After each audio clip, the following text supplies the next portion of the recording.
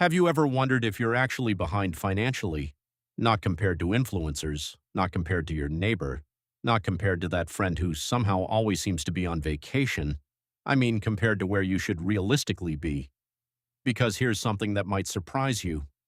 Many Canadians spend decades working, saving, and doing what they believe are all the right things, only to discover they're much further behind than they expected.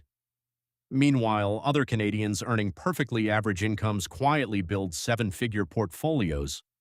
So what's the difference? Today we're going to find out.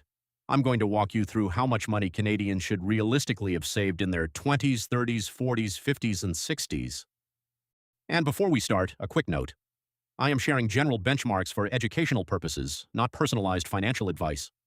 Always consider your unique situation before making major decisions. Now I want you to do something while watching. Before I reveal each benchmark, make a guess. Seriously.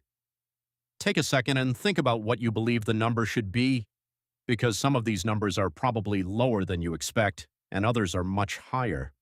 More importantly, by the end of this video, you'll know whether you're ahead, behind, or right on track.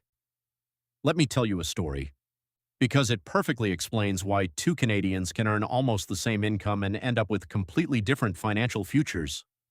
Imagine two Canadians, Alex and Daniel. Both are 35 years old, both earn $85,000, both live in similar homes, both drive similar vehicles, both look successful from the outside. If you saw them at the grocery store, you would assume they're doing equally well. But Alex has $180,000 invested. Daniel has less than $10,000. One is building financial freedom, the other is headed toward financial stress. And the scary part? Nothing about their lifestyle gives it away. That's because real wealth is often invisible. The person driving the newest vehicle isn't necessarily wealthy. The person living in the biggest house isn't necessarily wealthy. The person quietly investing every month is often the one building the most wealth. So where do you stand? Let's start with your 20s.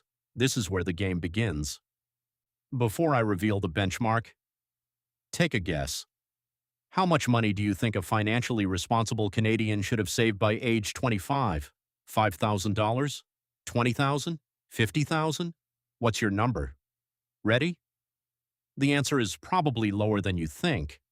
For most Canadians, a realistic target by age 25 is between $5,000 and $15,000. And by the way, throughout this video, we're focusing primarily on savings and investments. Home equity matters too, but that's a separate conversation. Now here's what's important. Your 20s aren't really about the money, they're about the habit. Let's look at two people. Emma starts investing $250 per month at age 25. Nothing exciting. Just a simple ETF inside a TFSA. Ryan decides he'll start later.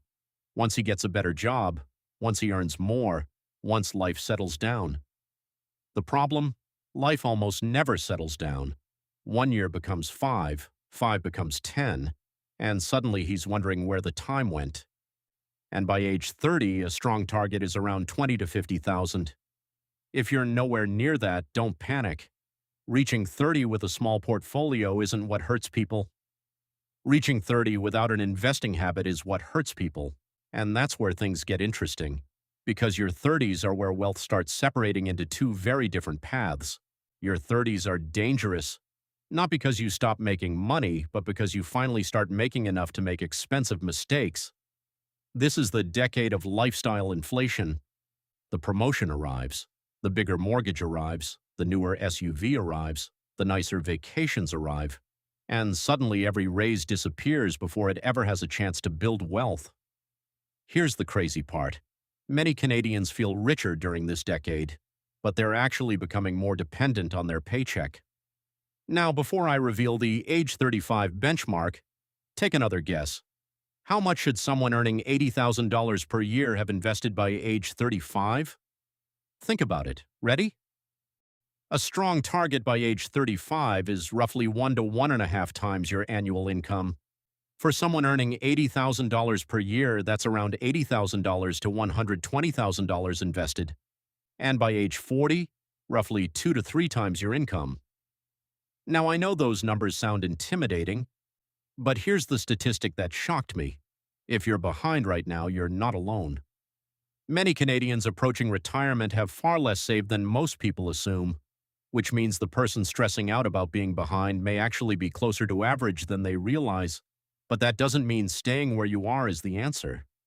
Because something incredible starts happening around this stage. Your money begins contributing more to your wealth than you think. And this is where most people completely misunderstand wealth. Most people think wealth grows in a straight line: work, save, invest, repeat. But wealth doesn't grow like a straight line. It grows like a snowball rolling downhill. Slow at first, then suddenly much faster. Let's do a simple example. Imagine two Canadians turning 40. One has $300,000 invested. The other has $75,000. Now let's assume neither contributes another dollar, and both earn an average annual return of 7%. The person with $300,000 would end up with roughly $1.6 million by age 65. The person with $75,000 would end up with around $400,000.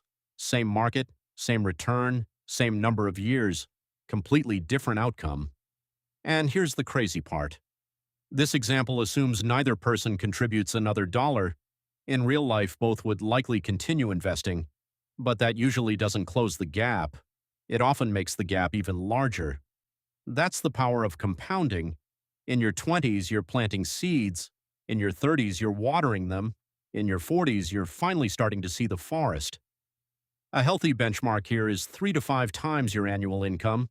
Someone earning $100,000 per year might aim for roughly $300,000 to $500,000 invested. Then we reach the decade that causes the most anxiety, your 50s. This is when retirement stops feeling theoretical. It's no longer something you'll think about someday. It's something you'll think about every time you open your investment account. And this is where many Canadians finally ask themselves a difficult question: do I actually have enough? Now, before I reveal the benchmark, take one more guess. How much should a 55-year-old earning $100,000 have invested? Ready? Around 7 to 9 times annual income. That's roughly $700,000 to $900,000. And before anyone clicks off because that sounds impossible, remember, retirement isn't a number, it's a lifestyle. Someone spending $50,000 per year needs a very different retirement portfolio than someone spending $150,000 per year. Your number depends on your life, not someone else's. And this brings us to one of the biggest mistakes Canadians make. They think their financial future is determined by their past, but it isn't. Your financial future is actually determined by your next decade. I've seen people start investing seriously in their late 40s and dramatically improve their retirement outlook. I've seen six-figure earners spend every dollar they made, and I've seen ordinary Canadians become millionaires simply by investing consistently through their TFSA and RRSP for decades. No secret strategy, no magical stock picks, no overnight success, just consistency. Because wealth is rarely built through one giant decision, it's built through thousands of small ones. Now let's talk about your 60s. By age 60, many experts recommend having 8 to 10 times your annual income invested. For someone earning $100,000, that's roughly $800,000 to $1 million. But here's the truth. The exact number isn't the most important thing. Knowing where you stand is. Because once you know where you stand, you can create a plan. And most people never do that. They don't calculate, they don't check, they don't measure, they simply hope things work out. Hope is not a retirement strategy. Action is. So after this video ends, take 5 minutes, look at your age, your TFSA, your RRSP, and your investments. Ask yourself, if I continue doing exactly what I'm doing right now, where will I be 10 years from today? Because that answer is far more important than any benchmark in this video. The best time to start building wealth was years ago. The second best time is today. And 10 years from now, you'll either be grateful you started or wish you had. Before you go, I'm curious. After seeing these benchmarks, do you feel ahead, behind, or somewhere in the middle? You don't have to share your actual number if you don't want to. Just let me know where you think you stand. Let me know in the comments. I enjoy hearing your stories and experiences. And if you want more practical Canadian personal finance content, Subscribe to Wealth Roots 101. I'll see you in the next video.